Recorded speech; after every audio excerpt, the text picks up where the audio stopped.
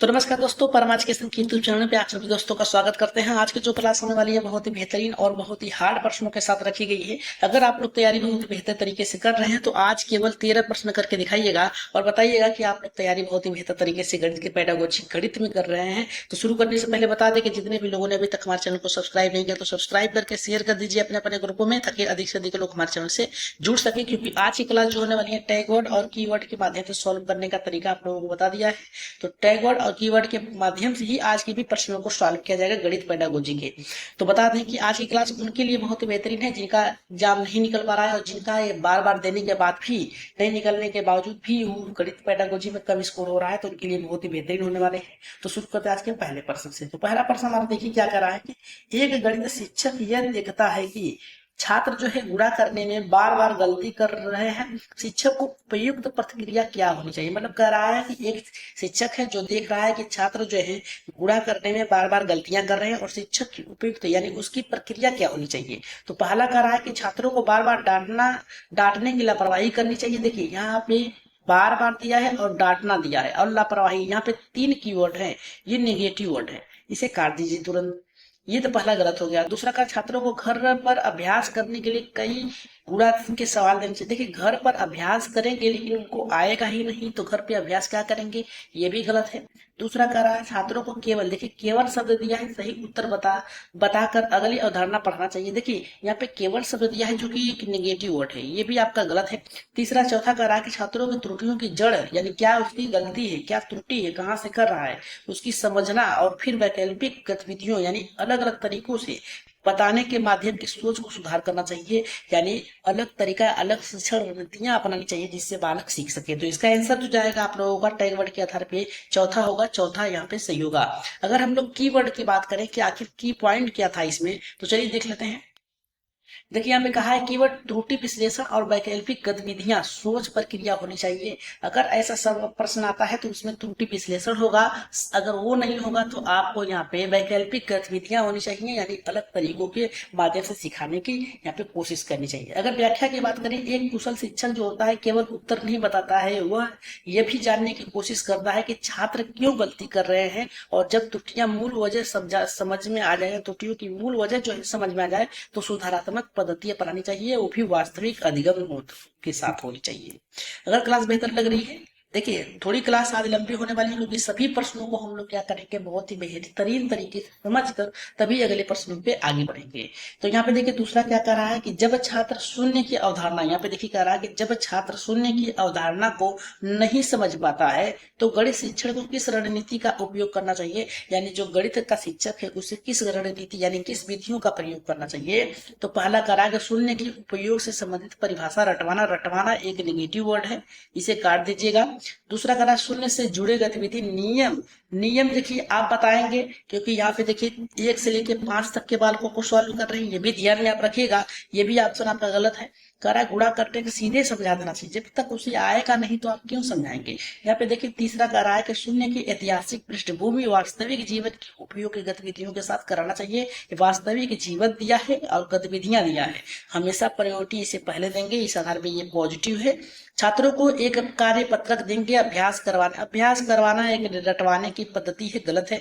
Right answer option number यहाँ पे तीसरा, जितने भी लोगों का आया है एकदम सही होगा, तीसरा ऑप्शन आपका सही होगा। आगे बढ़ रहे हैं क्योंकि जितने भी आप परिवेश से जोड़कर गतिविधियां कराएंगे वो ऑप्शन आपका सही होगा।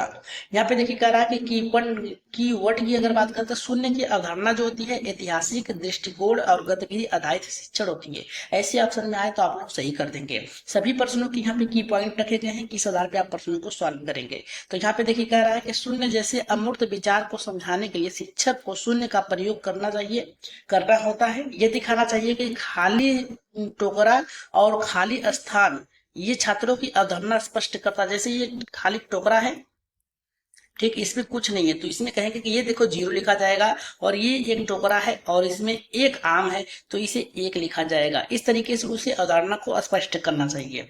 आगे बढ़ रहे हैं यहाँ पे तीसरे प्रश्न पे जो कि बहुत ही बेहतरीन है। ये कह रहा है कि एक शिक्षक ने एक ही अवधारणा को अलग अलग गतिविधियों के के द्वारा दोहराया, इस पद्धति को क्या कहा जाएगा? पहला करा पाठ की पुनरावृत्ति करके समय बिताना। देखिए पुनरावृत्ति दिया, दोहराने की बात कर रहा है, समय बिताने की बात कर रहा है, ये आपका नेगेटिव पॉइंट है, काट दीजिएगा। कह रहा छात्रों को भ्रमित नहीं करना है, ये भी आपका गलत है। वैकल्पिक शिक्षण नीतियों का सुदृढ़ीकरण करना चाहिए, एकदम सही है। राइट आंसर ऑप्शन नंबर यहाँ पे जाएगा तीसरा आपका सही होगा। केवल शब्द दिया है, ये नेगेटिव वर्ड है, काट दीजिए। ऑप्शन नंबर यहाँ पे तीसरा जितने भी लोगों का आया एकदम सही है। देखिए सभी प्रश्नों को हम आसानी तरीके से और थोड़ा स्लो समझेंगे क्योंकि समझना बहुत ही जरूरी है। यहाँ पे देखिए कह रहा है कि जब देखिए वैकल्पिक सुदृढ़ीकरण और गतिविधियां होनी चाहिए, इसमें भी जब एक अवधारणा को कई प्रकार से पढ़ाया जाता है तो उसे विविध माध्यम की सुदृढ़ीकरण कहा जाता है। यह अधिगम को अस्थायी बनाता है, यानी एक ही जैसे मान लीजिए आपको 5+5 यानी 10 पढ़ाना है तो आप इसे कई तरीकों से पढ़ा सकते हैं। जैसे में हम कर सकते हैं 6+4 कर सकते हैं तब भी 10 आएगा, 8+2 कर देंगे तभी 10 आएगा, इस तरीके से समझा सकते हैं। अगर हम अगले प्रश्न की बात करें यहाँ पे चौथे प्रश्न की, तो ये कह रहा है कि यदि एक छात्र प्रश्न हल करने के स्थान पर केवल उत्तर रटता है तो किस प्रकार का संकेत करता है? यानी उसे समझता नहीं है, केवल उसका उत्तर रट लेता है, तो ये किस प्रकार का संकेत करता है? पहले कह रहा है कि वह अत्यधिक मेधावी छात्र है, अगर रट रहा है तो मेधावी छात्र नहीं होगा, गलत है। उसे संकल्पात्मक समझ नहीं है, गलत है। उसे अभ्यास की अधिक आवश्यकता है, देखिए अभ्यास की अधिक आवश्यकता की बात कर रहा है, ये भी गलत है। वह परीक्षा से डरता है, ये भी गलत है। लेकिन ऑप्शन में अगर देखा जाए, प्रश्न में देखा जाए तो केवल उत्तर रटता है, तो रटता है तो उसे संकल्पनात्मक समझ नहीं है। ये किस प्रकार से प्रश्नों को पढ़ना है, सॉल्व करना है, तो ऑप्शन नंबर यहाँ पे दूसरा सही होगा।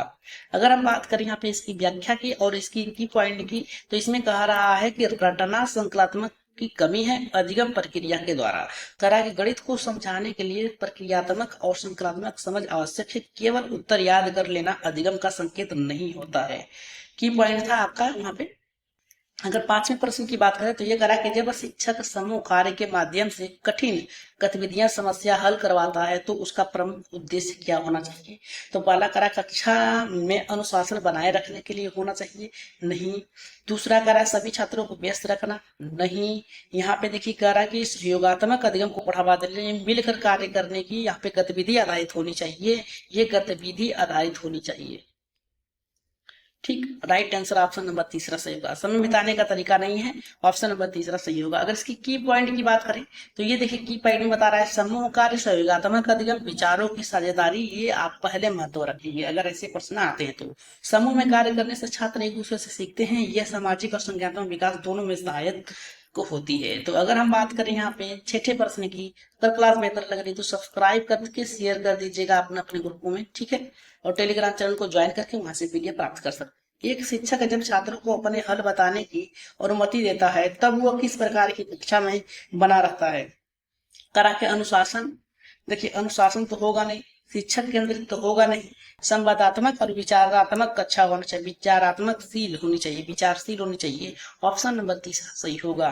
आगे बढ़ रहे हैं पे नेक्स्ट प्रश्न पे, उससे पहले इसकी पॉइंट क्या है? छात्रों को अभिव्यक्ति और विचारशीलता संवाद आधारित अधिगम देनी चाहिए। जब छात्र की अपनी बात कर सकते हैं तब उसमें आत्मविश्वास बढ़ता है और गणित की प्रक्रिया को अधिक अच्छे से समझ सकते हैं। अगर आगे बढ़ते हैं यहाँ पे हम नेक्स्ट प्रश्न पे, जो कि सातवां है। सातवां प्रश्न हमारा ये कह रहा है कि यदि एक छात्र बार बार जोड़ में गलती करता है तो शिक्षक को क्या करना चाहिए? उसे बार बार अभ्यास करवाना चाहिए। अभ्यास मतलब रटवाने की बात कर रहा है। कह रहा है कि छात्र को अधिक होमवर्क देंगे तो ये दोनों तो एक ही में आ जाएगा, गलत है। जोड़ की प्रक्रिया की मूल अवधारणा को पुनः समझाना चाहिए, यानी मूल प्रक्रिया जो है यानी उसका किस तरीके से सॉल्व करने का तरीका अगर समझा देंगे तो बालक सॉल्व कर लेगा। ऑप्शन नंबर तीसरा सही होगा। दंड देना एक निगेटिव वोट है, काट दीजिएगा, ऑप्शन नंबर तीसरा सही होगा। अगर हम बात करें इसकी व्याख्या की और की पॉइंट की, तो कह रहा है कि मूल अवधारणा इसमें से निकालना चाहिए, त्रुटि विश्लेषण होनी चाहिए या फिर पुनः शिक्षण की प्रक्रिया होनी चाहिए। जोड़ की गलती यह दर्शाती है कि छात्र को जोड़ने की प्रक्रिया स्पष्ट नहीं है, शिक्षक को यह जड़ से सिखाना चाहिए, यानी शुरुआत से सिखाना चाहिए। आगे बढ़ रहे हैं 8वें प्रश्न पे। 8वां प्रश्न हमारा कह रहा है कि गणित में वर्गमूल यानी स्क्वायर रूट की अवधारणा को छात्रों को प्रभावी रूप से समझाने के लिए शिक्षक को क्या करना चाहिए। पहला करा छात्रों को सूत्र रटवाने की बात कर रहा है, जो कि एक निगेटिव वर्ड है। दूसरा करा कि केवल पाठ्य पुस्तक परिभाषा देनी चाहिए, ये भी निगेटिव वर्ड है। वर्गमूल की दृश्यात्मक गतिविधियां, देखिए गतिविधियां आ गया, ऑप्शन नंबर यहीं से सही हो जाएगा आपका। कुछ की पॉइंट होते हैं जिसे आपको समझ लेना चाहिए, तीसरा ऑप्शन यहाँ पे सही होगा। छात्रों को परीक्षा में अंक 6 अंक यानी बांटने की बात कर रहा है, ग्रेडिंग की बात कर रहा है, जो कि गलत है। उत्तर इसका आएगा यहाँ पे तीसरा। तीसरा इसका आंसर सही होगा। इसमें देखिए क्या दिया है, वर्गमूल और दिशात्मक गतिविधि अवधारणा निर्माण, ये होना चाहिए ऑप्शन में, तो आप सही कर सकते हैं। यहाँ पे करा कि गतिविधि गणितीय अवधारणा अमूर्त होती है, सही है, तार्किक होती है, इसलिए इसे दृश्य रूप से विजुअल देख देना पड़ जरूरी होता है। वर्ग आकृति द्वारा वर्गमूल को समझाने की छात्रों को गहराई की समझ होनी चाहिए। आगे बढ़ रहा है यहाँ पे नेक्स्ट प्रश्न, जो कि 9वां है। अगर क्लास बेहतर लग रही है तो सब्सक्राइब करके जाइएगा। कोई भी डाउट हो तो कमेंट बॉक्स में अपना कमेंट कर दीजिएगा, उसे दूर करने का प्रयास किया जाएगा। यदि एक छात्र गणित में डर घबराहट महसूस करता है तो शिक्षक को क्या भूमिका होनी चाहिए। पहला करा कि उसे कम अंक देना चाहिए, अगर ऐसा देंगे तो बालक में आत्मविश्वास की कमी हो जाएगी, ये ऑप्शन आपका क्या है, गलत है। करा उसे गणित से दूर करना, गणित का ही एग्जाम है, गणित का ही शिक्षक है, गणित का ही क्लास है, तो आप दूर नहीं कर सकते हैं, ये भी गलत है। उस छात्र को मानसिक समर्थन देना और गणित में रोचक गतिविधियों को अपनाना, ऑप्शन नंबर यहाँ पे तीसरा। रोचक गतिविधियां, देखिए हर एक टॉपिक्स में आपने देखा गतिविधियां आधारित जो होगा वो सबसे प्रियोरिटी पहले देंगे। केवल होमवर्क की बात किया है, केवल शब्द निगेटिव काट दीजिएगा, ऑप्शन नंबर यहाँ पे तीसरा सही होगा। अगर यहाँ पे इसकी की पॉइंट की बात करें तो की पॉइंट में बताया गया है कि गणितीय भ्रम भय और यहाँ पे कह रहा है कि भावात्मक समर्थन गतिविधि आधारित होनी चाहिए। व्याख्या के प्रति नकारात्मक अधिगम में बाधा और बनती है। शिक्षक को का कर्तव्य होता है कि डर को कम करे और विषय को यहाँ पे आनंददायी और रोचक बनाए। अगर हम बात करें प्रश्न की, तो प्रश्न हमारा यहाँ पे 10वां का रहा है कि निम्नलिखित में से कौन सी रणनीति प्राथमिक स्तर पर छात्रों के लिए भिन्न अवधारणा को स्पष्ट करने में सर्वाधिक उपयोगी। पहला करा है कि भिन्न के सूत्र रटा देना आपका एक नेगेटिव पॉइंट है, काट दीजिएगा।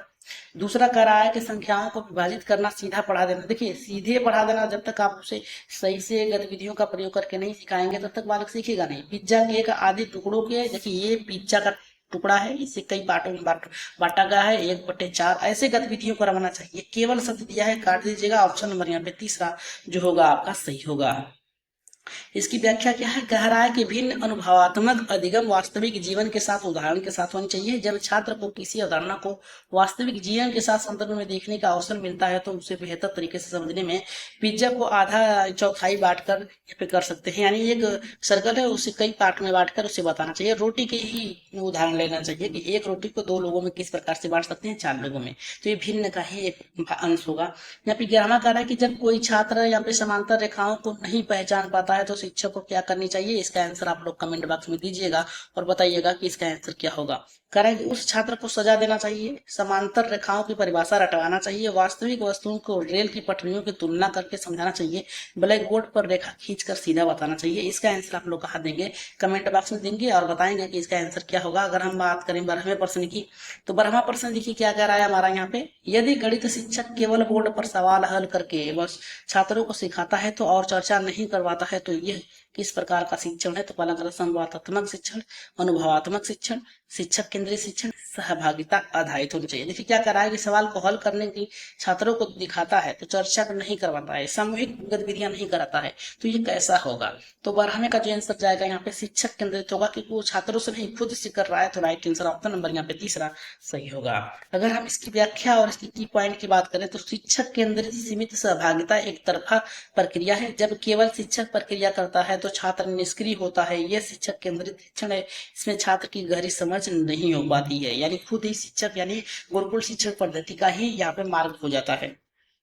अगर 13वें प्रश्न की बात करें तो 13वां करा कि स्थानीय संदर्भों का उपयोग गणितीय शिक्षण में क्यों किया जाता है। पहला करा है कि छात्र या ताकि छात्र को परीक्षा में अच्छे अंक मिल सके, अच्छे अंक नहीं ग्रेड की बात नहीं हो रहा है, ताकि शिक्षक कम मेहनत करे, ये भी आपका गलत है, ताकि छात्र अपने परिवेश से जुड़कर अवधारणाओं को समझ सके, राइट आंसर ऑप्शन नंबर तीसरा सही होगा। ताकि पाठ्य पुस्तक जुड़ा हो, पाठ्य पुस्तक नहीं छात्र से यहाँ पे केंद्रित होनी चाहिए, ऑप्शन नंबर यहाँ पे तीसरा सही होगा। अगर हम बात करें यहाँ पे इसकी व्याख्या की पॉइंट की, तो इसमें बताया संदर्भी संदर्भ अनुभव अधिगम दैनिक जीवन से जुड़ता है।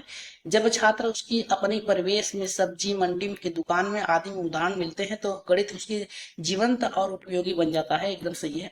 आगे बढ़ रहे हैं। यहाँ पे आज की क्लास का 14वां प्रश्न है। इसके बाद एक प्रश्न और रखा गया है।